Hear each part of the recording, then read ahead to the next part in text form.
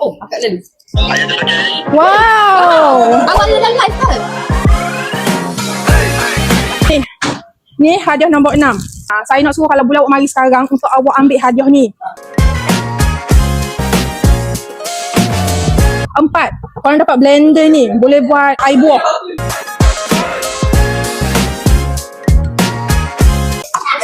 Dekat 2,000 juga weh. Ni mas 10 ni dekat 2,000 juga untuk 3 gram. So kita nak cabut untuk hadiah yang kedua.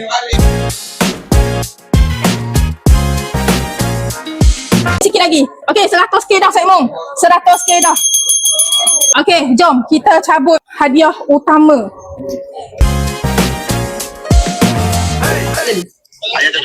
Wow. Awak dalam live ke?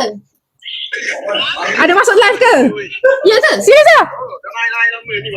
Wow. Awak dalam live ke? Ya, tengok live. Mana? Mana nama pada? Weh, naik boleh nama. Jadi orang nak tu.